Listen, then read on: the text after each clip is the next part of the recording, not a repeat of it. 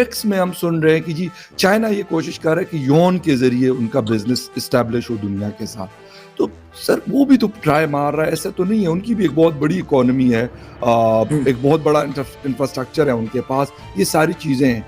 और फिर एक चीज़ मैं और देख रहा हूँ जो आजकल बिल्कुल आपकी डी डॉलराइजेशन की बात शायद साल पहले जब आपने की थी तो मेरे लिए भी हैरानकुन था, लेकिन अब ये हर इंटरनेशनल न्यूज़पेपर की आप बात करें, मीडिया प्लेटफॉर्म की आप बात करें, वहाँ पे ये बात हो रही है। और अब अमेरिकन गवर्नमेंट भी ये कर रही है कि भाई ये इसके लिए हम कोशिश कर रहे हैं कि ये ना हो, हालांकि ये हो रही है और ये जिसे कि दीवार पे लिखा हुआ नजर आ रहा है। तो सर चाइना भी तो कोशिश करेगा कि अगर, और अमेरिका भी कोशिश कर रहा है कि भाई हमारी डॉलर अगर खत्म, उन्होंने कहा कि अगर डॉलर खत्म हो गया दुनिया से, हमारी जो सुपर पावर वाली पोजीशन है वो खत्म हो जाए। देखिए अमेरिका में क्या होता था, पहले अमेरिका की बात करें जी, आप डॉलर छापते थे।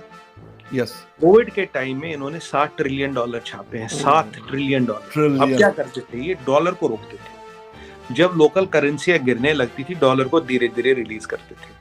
जो यहाँ इन्फ्लेशन जनरेट होता था वो लोकल करेंसियों में पास होता था, पहली बात। तो मेरे यहाँ तो इन्फ्लेशन आया बोझ में और आप उठाते रहे। हाँ, मैं जितने नोट छापूं मेरे यहाँ कोई इन्फ्लेशन नहीं है, नहीं तो नोट छापने से इन्फ्लेशन आता है। बिल्कुल बिल्कुल। तो पहली बात ये, तो ये ऐसा मैकेनिज्म दुनिया में बना था। दूसरी बात क्या थी कि इनका सऊदियों से अरेंजमेंट था, भाई तुम पेट्रोल या तेल जो है डॉलर में बेचोगे। जब खशोगी वाला मसला आया, फिर जो बाइडेन उस पर अड़ गया, MBS उस पर अड़ गए, और उसने कहा कि भाई तुमने उसको मार डाला, क्या था हमने अपने नेशनल इंटरेस्ट में किया, तो वह तन गई। तो जो बाइडेन ने एक बहुत बड़ा ब्लंडर किया, नोपेक पे हम बात कर चुके हैं कि भाई नोपेक। मैंने उस दिन आपको बोला, मैंने कहा ये डिडॉलराइजेशन की पहली ईंट रख दी है आज अमेरिका ने, क्योंकि उसके बाद क्या हुआ, सऊदियों को लगा यार अगर कल को हमारे एसेट फ्रीज कर दिया, हमारे डॉलर फ्रीज कर दिया, हम तो किसी काम के नहीं रहे, हम तुम्हारी करेंसी में पैसा भेज रहे, अगर तुम ही इसको फ्रीज कर तो हम क्या करेंगे भाई, तेल हमारा माई बाप, तुम ये तो सिस्टम चलेगा नहीं। और तीसरी जो इसमें सेंध लग गई, वो लग गई जब आपने रशिया के डॉलर एसेट फ्रीज कर दिए, जब आपने रशिया को स्विफ्ट से निकाला, दुनिया भर में हड़कंप मच गया, यार कल को हमारे भी डॉलर एसेट फ्रीज कर देंगे, हमें निकाल देंगे। अगर आपको डॉलर को ग्लोबल करेंसी रखती, you can not weaponise the dollar. आपने डॉलर को वेपनाइज किया, जो ब्लंडर था, biggest blunder American president could have ever done is to weaponise the dollar. आज अमेरिका का इंटरेस्ट रेट 3.5 से 4% हो गया है। मुझे बताइए, maximum American businesses will get unviable. और अब इसका प्रूफ क्या बोलोगे सुमित जी, इसका प्रूफ क्या? प्रूफ ये फखर भाई, आज आप देखो दुनिया भर में रिट्रेंचमेंट हो रही है, आपने देखा होगा, लोग निकाल रहे, कौन निकाल रहा है? केवल अमेरिकन कंपनियां। इंडियन कंपनी में आपने रिट्रेंचमेंट देखा? एक इंडियन कंपनी ने बंदा निकाला हो? Indian companies working in America, England, Europe, किसी ने एक बंदा निकाला नहीं। मेटा की बात करें, फेसबुक की बात करें, अमेज़न की बात करें, गूगल की बात करें, सब रिट्रेंचमेंट क्यों कर रहे हैं? हाँ। क्योंकि अगर आप इनका बैलेंस शीट स्टडी करेंगे, पैट इतना कम होता है, कॉस्ट ऑफ कैपिटल कुछ था नहीं, धंधा चल रहा था, फ्री का पैसा आ रहा था, उसे घुमा रहे थे। जैसे ही कॉस्ट ऑफ कैपिटल बढ़ा, बिजनेस हो गया अनवायबल। और ये मैं प्रेडिक्ट कर चुका था, अगर आपने इन्फ्लेशन कंट्रोल नहीं की, your businesses will start getting unviable. और ये जो चीज है फखर भाई, ये आपको दिन ब दिन बढ़ती नजर आएगी, ये घटेगी नहीं।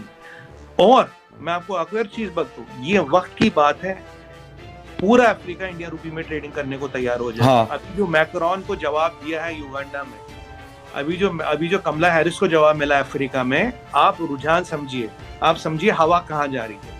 अगर ये 30 कंट्री अफ्रीका के आगे 50 तो ऐसे काम हो गया, तो डॉलराइजेशन तो लगभग पूरी हो गई।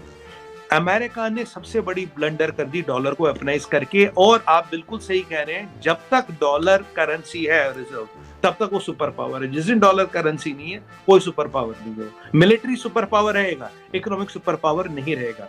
और आज की कहानी बताऊं, फॉर 34.1 ट्रिलियन डेट, उनका debt has crossed the national savings. और जो नंबर ऑफ इलीगल इमिग्रेंट्स है, they have crossed the legal immigrants. 52.5% of the youth is on marijuana sir, ये ऑफिशियल नंबर बता रहा हूँ आपको। कोई परिस्थिति बहुत अच्छी नहीं है। जो बाइडेन के रहते हुए अमेरिका का जो नाश हुआ है, वो पूरा वाट लगा गया। जो आपके इमरान खान कर गया, वो यहाँ जो बाइडेन कर गया। दोनों भाइयों ने सेम काम किया। और साथ में यूरोप की वाट लगा दी, यूरोप की बलि चढ़ा दी। ये जो रशियन यूक्रेन वॉर में अगर कोई मरा है, अगर किसी का घर जला है, वो यूरोप का जला है। जर्मनी का इकोनॉमिक आउटलुक -0.1, यूके का -0.3। आप मुझे बताइए, अगर उनमें दिमाग हो, उन्हें मिला क्या इस लड़ाई से? 20 साल पीछे चले गए। बिल्कुल। और डिडॉलराइजेशन के लिए हमने किसी का, देखिए, हमने किसी पे हमला करके डिडॉलराइजेशन नहीं की। आपने रास्ता खोला, हमने चला दिया। रास्ता आपने खोला, हमने आपकी दीवार नहीं तोड़ी। आपने रास्ता खोला, हमने किया, सीधी सी बात है। अब आप चाइना की बात आपने पूछा। देखिए, चाइना के लेटेस्ट आपको बताऊं, चाइना का cumulative debt $53 trillion, $53 trillion. China की 60% प्रोविंसेस का जो डेट है, that is more than 45% of the GDP. Official number release हुआ 2-4 दिन पहले। ये मैंने काफी डिबेटों में भी बोला।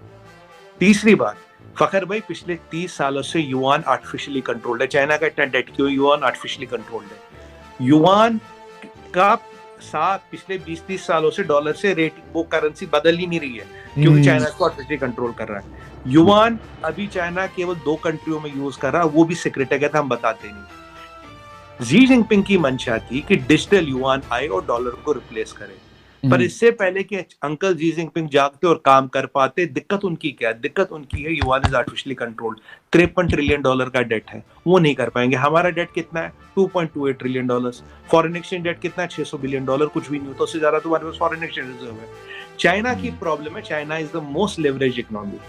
चाइना का कर्जा बहुत ज्यादा बढ़ गया था, इसलिए युआन से हमें डर नहीं है, क्योंकि China will crumble under its own wait. China अपने वेट पे डूबा। आपको चाइना को हिलाने डुलाने की जरूरत नहीं, आप उनको छोड़ दें, वो खुद ही, जैसे कहते हैं ना, हर साल माउंट एवरेस्ट 1 इंच दसता है, तो वो खुद ही दस जाएगा, आपको कुछ करने की जरूरत नहीं है। इसलिए चाइना से हमें टेंशन नहीं है, चाइना को जो करना करे। और आपको ये भी बता दूं, अगर चाइना की औकात होती, फखर भाई, आपका शो था, मुझे पूरा याद है, 13 जुलाई 1922, आज से 9 महीने पहले, जब मैंने आपको कहा था 2022 हो गया, we can now settle exports in rupees, वो एक बड़ा मूवमेंट था। 8 महीनों में 20 कंट्रियों के साथ एग्रीमेंट हो गए, 72 इंटरेस्टेड है। ये जो चाइना 30 साल से सपने देख रहा, आज तक कुछ क्यों नहीं हुआ? रीजन ये जो बहुत वैलिड पॉइंट है, बिल्कुल।